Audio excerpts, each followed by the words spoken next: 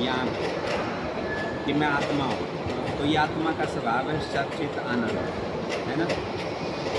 अब यहाँ जान लिया जो यहाँ पे है, जैसे एक घड़े ने जान लिया अपने में कि मैं, घड़े ने अपने में डूबा और अपने को जाना कि मैं मिट्टी हूँ, है ना, जान लिया कि मैं मिट्टी हूँ, मैं घड़ा नहीं।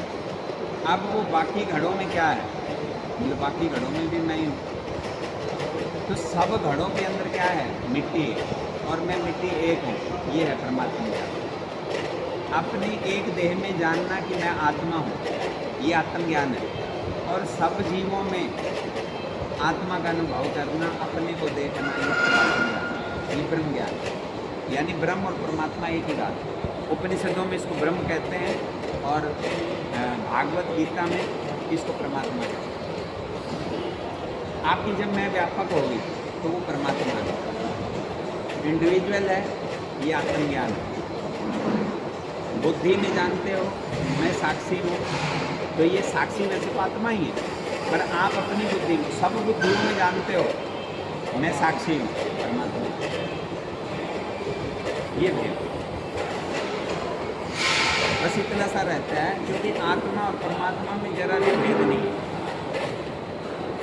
ये तो भेद बताता है, वो तो भेद बता रहे हैं। अज्ञान के कारण भेद है हमारे, अज्ञान के कारण। देखो अगर आपकी मैं व्यापक हो जाए, ऐसा करें कि आत्मा में केवल दो ही है, सत और चित, तो जो परमात्मा है उसके अंदर आनंद का गुण भी है तीसरा, सत चित और आनंद, तीनों गुण परमात्मा के अंदर है। आत्मा में केवल सत और चित है। देखो सभी भेद करते हैं और वेदांत क्या कहता है, वो कहता है कि परमात्मा कोई सेकंड पर्सन नहीं है, आपसे अलग नहीं है, बल्कि आप ही वो हैं। आपको ये जनाता है कि आप ही परमात्मा हैं, अपने को व्यापक जानो और आप ही परमात्मा हैं। खुद ही को मिटाओ और आप क्या हो जाओ, जैसे सीमितपना मिटेगा, अहंकार मिटेगा तो अव्यापक हो जाओगे। जब तक आप अपने को यहाँ एक देह में आबद्ध मानते हैं कि मैं इस शरीर में हूँ, तो आप सीमित हैं, है ना। जैसे आपने इस शरीर का बाध कर दिया, बाध मतलब मारना नहीं है, इस शरीर का मैं भाव से उठकर आपने व्यापक अपने को देख लिया। पेड़, पहाड़, पत्थर, मकान, जीव जंतु, पशु पक्षी, इन सब में आपने अपनी मैं को देख लिया। जब ये आपकी मैं इतनी व्यापक हो जाए तो बस यही परमात्मा। तो इसलिए तो राम ब्रह्म, राम की मैं व्यापक है और गुरुदेव की मैं, जो गुरु होते हैं सदगुरु, उनकी मैं व्यापक है। क्यों? क्योंकि उनकी मैं व्यापक है, एक शरीर में नहीं है। तो इसलिए गुरु ब्रह्मा, गुरु विष्णु, गुरुदेव महेश्वर, गुरु साक्षात परब्रह्म। गुरु ब्रह्मा भी है, गुरु विष्णु भी है, गुरु महेश भी, गुरु सब कुछ है। गुरु सत्ता रूप में सब में है, हर जीव में है, कोई जीव उससे अलग नहीं है। आप बताओ लोहा, जितने भी औजार हैं बताओ कौन से में लोहा नहीं?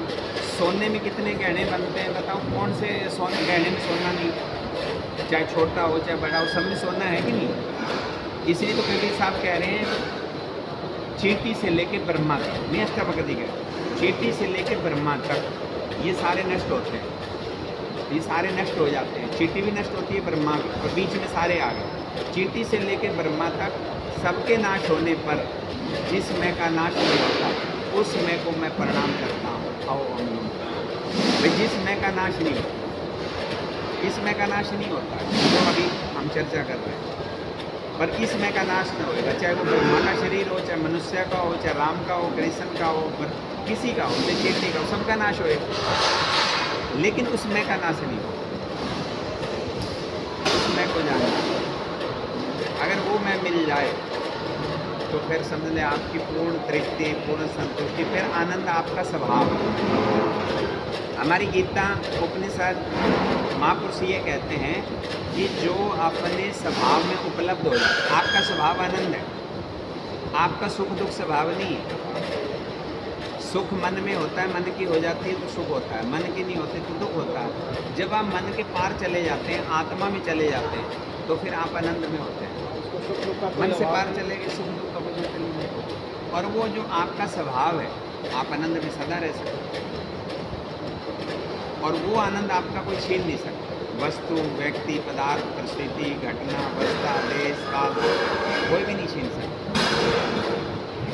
आपका स्वयं का, और ये जो मन के द्वारा मिलता है ये पर का, ये बाहरी है, कार और ये क्षण भंग हो रहा है, क्षण सदा रहने वाला। वो सदा रहने वाला। तो इसलिए आपका स्वभाव सचित आनंद है, श्रीदानंद परमात्मा है, वो एक ही है। इसलिए गुरु नानक देव कह रहे हैं आद सच जुगाद सच भय सच नानक होशी भी सच। बोले काहे रे बन भोजन जाए सर्व निवासी सदा ले पतो ही संग समा। बोले काहे को जंगल में जाता है, काहे रे बन भोजन जाए। बोले सर्वनिवासी, सबके अंदर निवास कर रहा है। सर्वनिवासी में सब में निवास कर रहा है। बोले कैसे? बोले पुष्प मध्य, जैसे फूल के अंदर खुशबू बसती है, पुष्प मध्य जो वास बसता है, मुकुर मध्य जैसे दर्पण में परछाई बसती है और पुष्प में सुगंध बसती है, ऐसे ही हरि बसे निरंतर घटी हो जो।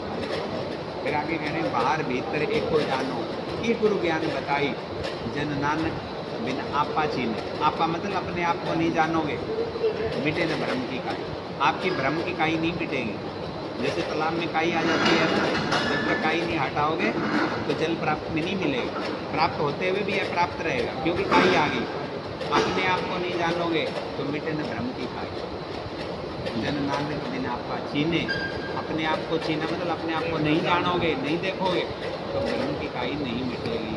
कौन से वाली? सर निवासी सदा लेप, जो सब में निवास करता है और अलेप है, जो लिप्त नहीं होता, वो नहीं जान पाएंगे। वो नहीं जानता। अब हमारे सबके अंदर जो आत्मा वो निर्लेप रहता हुआ है, लेकिन हम उसको जान नहीं रहे, केवल जानना है। अगर जान जाओ तो बस काम है। फिर किसी नाल राग नहीं, किसी नाल द्वेष नहीं, आत्मानंद मेरी कोई भी कलेश नहीं। तो ये गजब का रहस्य है।